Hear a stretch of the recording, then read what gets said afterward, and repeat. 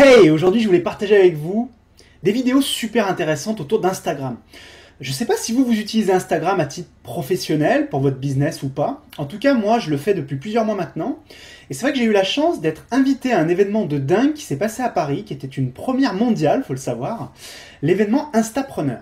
Instagram est venu à Paris, accompagné d'une cinquantaine d'entrepreneurs qui ont réussi à développer leur activité principalement via Instagram. En fait, certains de ces entrepreneurs ont même pris le micro pendant une conférence de presse et ont expliqué que plus de 80% de leur chiffre d'affaires était généré directement par la plateforme, ce qui m'a mis un petit peu sur les fesses, vous me passerez l'expression. Et en fait, là, je vous propose de partager avec vous deux vidéos que j'ai pu faire, une avec le patron du Slip Français, qui est une entreprise française qui cartonne dans le domaine du textile, un domaine qui est considéré comme mort en France, comme vous le savez. Il génère déjà plus de 15 millions d'euros de chiffre d'affaires avec des produits 100% fabriqués en France, la classe. Et il explique comment Instagram a réussi à l'aider à développer son activité. Et puis également une interview que j'ai eue avec Julie Pellet, qui est la personne qui s'occupe et qui gère Instagram pour l'Europe du Sud, donc France, Italie, Espagne, etc. Et c'est assez passionnant ce qu'elle a à partager avec vous.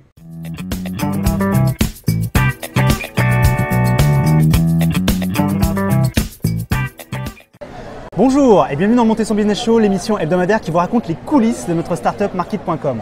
Je suis aujourd'hui dans le carreau du temple avec Julie d'Instagram. Qu'est-ce qu'on fait ici, Julie? Est-ce que tu peux te présenter rapidement à nos auditeurs? Oui, alors d'abord, aujourd'hui tu es au carreau du temple parce qu'on fait le premier salon des Instapreneurs. Alors qu'est-ce qu'un Instapreneur? C'est un entrepreneur qui a réussi grâce à Instagram, il s'est peut-être lancé ou il a réussi à développer son activité via Instagram. Et moi, j'ai la chance d'être en charge du développement d'Instagram pour la France et l'Europe du Sud.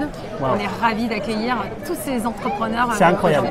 J'ai fait un peu le tour et j'étais hier à la conférence de presse et j'ai été vraiment surpris. En fait, je vais être honnête avec toi. Pour moi, Instagram, c'est un super outil. Je l'utilise tous les jours moi-même, à titre perso et pro du coup. Mais je ne voyais pas la relation directe avec du e-commerce, tu vois, de la vente pure. Et je le voyais plus sur Facebook. Et là, j'ai compris en fait, je savais qu'il y avait un potentiel. Je suis pas bête, hein, je suis dans le marketing, mais je ne voyais pas le lien direct. Et aujourd'hui, on commence vraiment à voir ce lien direct. Comment tu l'expliques? En fait, aujourd'hui, Instagram, pour un entrepreneur, c'est la meilleure plateforme pour avoir finalement sa vitrine digitale. On est une plateforme qui est 100% mobile et qui est aussi 100% visuelle. C'est ça, la photo, la vidéo. La photo, la vidéo, c'est la première chose que tu vois. Et surtout, une photo et une vidéo, tu n'as pas de barrière de langue. Non. Tu vas pouvoir générer des émotions, qu'elles soient en France ou à l'international. Donc, tu es capable de fédérer une communauté mondiale. Donc ça, c'est important et c'est une des raisons pour laquelle une marque, aujourd'hui, elle a envie d'avoir sa vitrine digitale. Et Instagram, c'est devenu un peu le nouveau site internet que tu as envie d'avoir. Je comprends. On a beaucoup d'entrepreneurs qui nous confiaient hier que du coup, quand on leur demande « est-ce que tu peux me donner l'adresse de ton site internet ?» ils préfèrent donner leur Instagram que de donner leur site internet. Tu vois, ça c'est drôle. Et Nadia, jusqu'à présent, donc ma compagne, la Fécorsité que vous connaissez si vous me regardez, elle est à fond sur Facebook. Elle commence à s'installer sur Insta, c'est ce que je te disais. Elle s'est relancée hier, elle avait un compte qui datait mais qu'elle utilisait très peu. Et elle, ce qu'elle fait, c'est qu'elle donne sa page Facebook. Mais peut-être qu'à terme, effectivement, elle va donner son Insta. Bon, de toute façon, c'est dans la même boîte au final. Hein. C'est pas grave pour vous. C'est toujours mieux que ce soit Google. Non, mais bien entendu, nous, il y a une vraie complémentarité entre Facebook et Instagram. Oui, Instagram a été racheté par Facebook en 2012, mais Instagram reste une entreprise indépendante. C'est ce que je voulais te demander du coup. Ouais. Pardon, j'anticipe. C'est pas grave, très bien, très bien. Mais nos deux cofondateurs, Mac Krieger et Kevin Systrom, qui ont fondé Instagram en 2010, sont toujours à la tête de l'entreprise. Et ils ont une vision et une mission qui est complètement indépendante de celle de Facebook. Donc c'est eux qui décident de la stratégie d'Instagram. Aujourd'hui, Instagram en France, c'est quoi? C'est combien de personnes? Qu'est-ce que ça représente? Alors, on ne publie pas de chiffres encore pour la France. En revanche, la France, et c'est la raison pour laquelle on fait ce salon, c'est le premier, je répète, parce que c'est une première mondiale. Oui. C'est une première mondiale et c'est une initiative française parce que la communauté française est vraiment spéciale. Il y a une espèce de fierté des membres de la communauté de représenter la France. On le voit, le hashtag Paris, quand il y a des personnes qui le Made in France, même hashtag Made in France, la Tour Eiffel, il y a certaines icônes de la France qui sont énormément très visuelles, présentes sur Instagram. Et donc du coup, nous, on a envie de célébrer cette communauté. Et quand on parle de la communauté, bien entendu, on parle des personnes comme toi et moi, mais on va aussi parler des entreprises, parce qu'aujourd'hui, 80% de nos membres de la communauté suivent une entreprise sur Instagram. Ah, ça, c'est fou, et donc, on veut renforcer ces liens qui existent entre les entreprises et nous. J'avais une petite question, je ne sais pas si tu peux me répondre. Moi, je suis un fou de live. Et j'étais dans les locaux de YouTube, je leur avais expliqué un truc, ça va te faire marrer, ça va les faire griser si j'en parle encore aujourd'hui. J'étais dans les locaux de YouTube il y a 1 an pour un événement et YouTube Live n'existait pas, Facebook Live existait et je me suis connecté au Wi-Fi de YouTube pour faire un Facebook Live. Ils n'ont pas trop aimé mais ils ont compris. Et moi la question que j'ai envie de te poser c'est Instagram Live, je trouve qu'il manque une fonctionnalité qui m'empêche de l'utiliser littéralement, c'est que ça n'enregistre pas les lives. Pourquoi vous êtes parti là-dessus? Est-ce que tu as une raison? Et est-ce que tu penses que ça va changer à terme? Alors, deux réponses à ça. La première chose, c'est qu'on peut enregistrer maintenant son live. C'est-à-dire que tu peux le sauvegarder dans ton téléphone portable. Donc, c'est une fonctionnalité qu'on vient juste de rajouter parce que justement, c'était une demande de la communauté de pouvoir enregistrer ses lives directement. En revanche, on ne changera pas le fait que tu ne peux pas le reposter directement sur ton compte en permanence. Et c'est quoi la raison? Tu peux m'expliquer? Une raison pour ça, c'est qu'en fait, quand on observe ce qui se passe auprès de notre communauté, les gens font des lives peut-être d'une manière un petit peu différente de ce qui se passe sur Facebook ou sur d'autres plateformes. Les gens se connectent pour avoir des discussions, pour interagir avec leur communauté. Ils peuvent passer 1 heure, 2 heures à juste avoir ces discussions-là. Exactement. Et on veut garder ce côté hyper authentique et surtout sans pression. Le fait que finalement ton live disparaît, fait que tu as beaucoup plus de liberté à t'exprimer. Ah, vous l'avez pensé comme une story finalement, d'une certaine manière. Et d'ailleurs, elle est dans l'expérience Stories. Et on veut garder ce côté libre et encourager les gens à créer du contenu librement. Et être tranquille. Exactement. Je comprends. Sans pression. Alors aujourd'hui, évidemment, les stories se sont énormément développées. Bon, évidemment, certains vous diront, c'est de la copie de Snapchat. D'ailleurs, même les personnes d'Instagram eux-mêmes ont dit oui, on a d'une certaine manière pris les bonnes choses des concurrents, ce qui se retrouve. Voilà, et c'est très bien. Et on l'a vu sur d'autres plateformes de la même Ça existe, en fait, sur le web, ça existe sans arrêt. Moi, j'adore cette fonctionnalité, elle est vraiment géniale. En plus, Marc avait annoncé d'ailleurs lui-même, c'était marrant sur Insta, il montrait les premiers filtres et tout ça, c'était excellent. Est-ce que tu peux nous dire l'évolution en termes de e-commerce? Est-ce qu'il y a des choses qui arrivent? J'en ai vu hier, mais du coup, les gens qui nous écoutent ne les ont pas vues. Qu'est-ce qui est prévu et dont tu peux nous parler, bien entendu, sur la partie e-commerce? Comment aujourd'hui une marque qui est sur Instagram pourrait directement, peut-être, à terme, vendre vraiment avec une carte bancaire sur Insta? Est-ce que c'est prévu déjà? Alors, on est vraiment en train d'étudier quelles sont les possibilités pour nous qu'on peut offrir aux marques pour aller un petit peu plus loin sur ce cycle d'achat. D'accord. Il faut savoir une chose, c'est que quand on veut vendre dans un environnement mobile, c'est pas si facile. C'est pas facile, donc, on est bien d'accord. On n'a pas voulu prendre le parti de juste mettre un buy button, donc un bouton d'achat directement en disant tiens, tu fais une transaction. Parce que ce qui se passe quand tu es dans un mobile, tu vas découvrir un produit, tu vas être inspiré, mais si tu n'en sais pas plus sur ce produit-là, ça ne veut pas dire que tu vas acheter directement. Exactement. Tu peux être dans ta, je sais pas, t'es peut-être pas au bon endroit, t'as une mauvaise connexion. Ce qui manque dans ce parcours utilisateur, c'est que tu as découvert ton produit et tu as l'achat, et en fait cette partie considération, alors je parle peut-être un peu plus pour les marketeurs, mais cette partie considération elle est souvent oubliée. Donc on essaye de mettre en avant un nouveau produit qu'on est en train de tester aux États-Unis. Alors pour l'instant c'est qu'aux États-Unis, ça viendra sûrement en Europe. Qui est je tag moi en tant que marque, je vais pouvoir taguer une photo et taguer 5 produits sur cette photo-là. D'accord. Et en fait, l'utilisateur, quand il va tomber sur cette photo-là, il va pouvoir cliquer et il y aura des petits tags qui apparaîtront sur les produits. Et si je clique sur le tag, ça m'ouvre une page. Je suis toujours dans Instagram. D'accord. Mais ça m'ouvre une page où je vais pouvoir en savoir plus sur le produit. J'aurai une description du produit. Super, là, c'est puissant. Et j'aurai le prix. Et du le coup, bouton. J'aurai mon petit lien qui me renvoie vers le site internet si je veux acheter. On reste quand même sur une connexion site web après, quoi. Site web après. Bien, on reste parce qu'on pense que dans tous les cas sur le site web, il y a encore énormément d'opportunités pour les marques pour faire acheter d'autres produits aussi. Donc, on reste sur cette solution-là, mais du coup, ça donne plus de temps pour les utilisateurs de pouvoir en savoir plus sur un produit avant de passer à l'achat. C'est bien, j'ai hâte que vous mettiez ça en place, parce que c'est vrai que pour être honnête avec toi, sur Facebook notamment, on va pas parler trop de Facebook, mais ça fait des années qu'on attend un vrai e-commerce intégré à Facebook, et on disait avec ma compagne, on disait mais le jour où il y a ça, on va être milliardaire, on rigole, tu vois, là-dessus bien sûr, et ça va être de la folie, ça va être de la folie, et je me dis qu'Instagram pourrait tout à fait prendre le lead là-dessus, et donc c'est assez intéressant. Merci en tout cas pour tout ça, je vais pas te prendre plus de temps, c'était vraiment agréable de t'avoir. Ouais, c'est une très belle journée qui nous attend et je pense que tu as beaucoup d'autres choses à faire. Merci encore à toi. Est-ce qu'il y a un endroit sur le web où on peut suivre les actus Instagram France, peut-être, si vous avez vos actus à vous? Oui, alors c'est plutôt côté consommateur. D'accord. Mais en tout cas, il y a le compte Instagram FR que je vous encourage. Que j'ai pas mal tagué aujourd'hui. Que je vous encourage à suivre parce que du coup, en fait, on vous fait découvrir énormément de personnes de la communauté francophone et donc du coup, de la créativité. Qu'est-ce qu'il y a de spécial justement de cette communauté? En revanche, sur toutes les actualités business, n'hésitez pas à aller sur le blog Instagram Business blogbusiness.instagram.com. Alors je crois que c'est blogbusiness.instagram.com. Il est uniquement en anglais ou il est en français également? Il est en français également. Ah bah c'est parfait. Et du coup, il y a des vidéos, il y avait des petits workshops, il y a plein d'idées créatives. Et donc du coup, je pense que ça peut intéresser tout le monde qui souhaite en savoir plus pour développer sa marque. Guillaume du Slip Français, est-ce que vous connaissez ce mec-là? Salut. Est-ce que tu peux te présenter rapidement aux gens qui nous écoutent aujourd'hui Ouais. s'ils ne te connaissent pas encore? Écoute, déjà merci de prendre le temps de me poser quelques questions. Donc je m'appelle Guillaume Gibaud, j'ai 32 ans demain, c'est mon anniversaire demain. Donc, Waouh. voilà, Il est plus au jeune que salon. moi, le salopard. Et j'ai créé il y a 6 ans la marque Le Slip Français, qui est une marque de sous-vêtements, de maillots de bain et d'accessoires. Je regarde parce que là il y a un mec debout sur le toit derrière. Ouais, c'est rigolo. Une marque de sous-vêtements, de maillots de bain et d'accessoires entièrement fabriqués en France et qui commence à bien grandir. C'est le cas de le dire.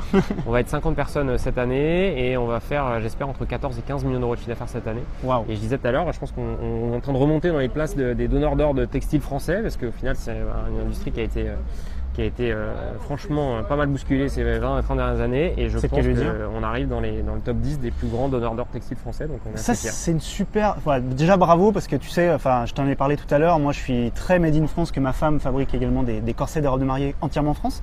Et je suis très heureux qu'il y ait enfin des entrepreneurs qui se disent, ok, maintenant, c'est super le business. On est tous d'accord, on est tous là. Voilà, on est dans un monde où on a besoin de gagner de l'argent. On est bien d'accord. Mais c'est pas pour ça qu'on va jeter nos valeurs et qu'on va ne pas utiliser avec dans le bon sens du terme, les ressources françaises parce qu'on a tout ce qu'il faut ici en fait. Bah, bien sûr, en fait je pense que, et on en a parlé tout à l'heure, mais je pense qu'aujourd'hui il est en train de se passer un truc vraiment de fond, c'est que les gens se rendent compte qu'en tant que citoyens, en tant que consommateurs, par leurs achats, en fait ils peuvent vraiment construire et le monde qu'ils veulent et donner du sens ou donner de l'argent finalement. C'est eux qui ont le pouvoir C'est eux qui ont finalement. le pouvoir. Ça Et je en le fait- dis souvent aux gens, c'est vous qui avez le pouvoir avec votre porte-monnaie quoi. Et en fait, avec chaque achat, en fait, on est acteur. En fait, on se dit C'est toujours. un vote. C'est vrai qu'on se dit voilà, les politiques sont tous pourris, machin. On se dit la même chose, mais je pense qu'aujourd'hui, on peut chacun à son échelle, voilà, acheter des choses, faire des choix, d'acheter certaines marques plutôt que d'autres.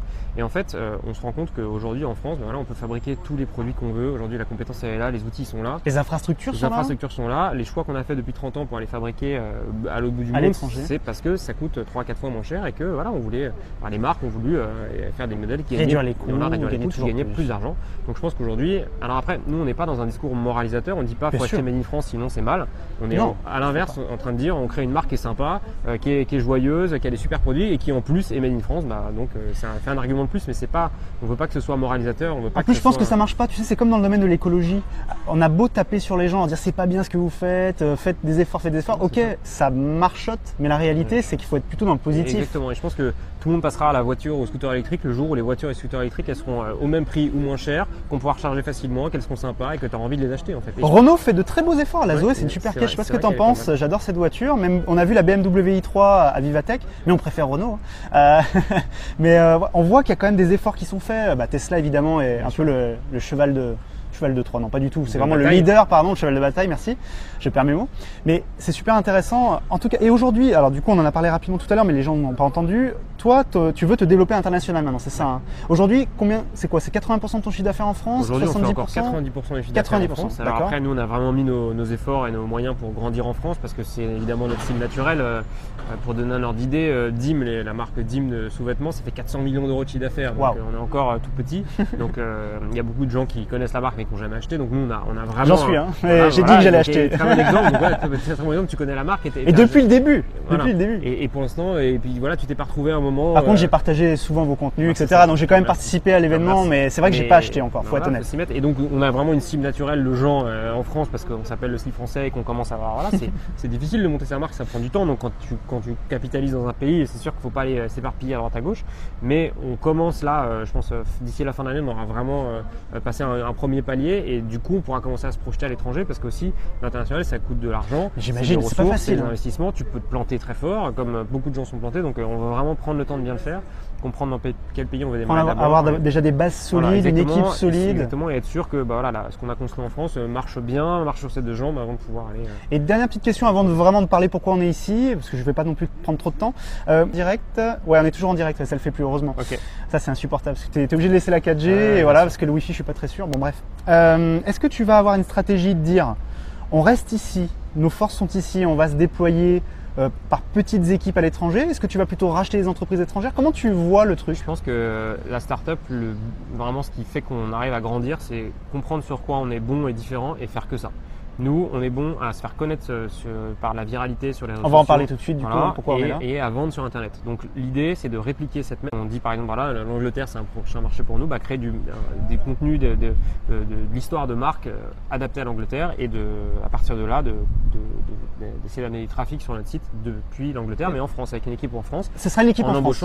Peut-être des Anglais. Un Anglais qui comprendra c'est une bonne idée, bien je la pense, marque, voilà, et peut-être même t'as des différences culturelles en plus. Français, un franco-anglais, ou je sais pas comment on dit. Tout à fait, bien sûr. Voilà, avec quelqu'un qui comprendra bien et la marque et les spécificités du marché anglais, qui pourra adapter et dire voilà, en France, la fête des pères c'est cool, mais en Angleterre tout le monde s'en fout. Voilà, il y a des différences, les différences culturelles. Alors pourquoi on est là aujourd'hui? Enfin, pourquoi tu es là aujourd'hui dans les locaux de Facebook, Instagram à Paris? On est là sur les locaux Regardez-moi ça. Ce qui est assez chouette.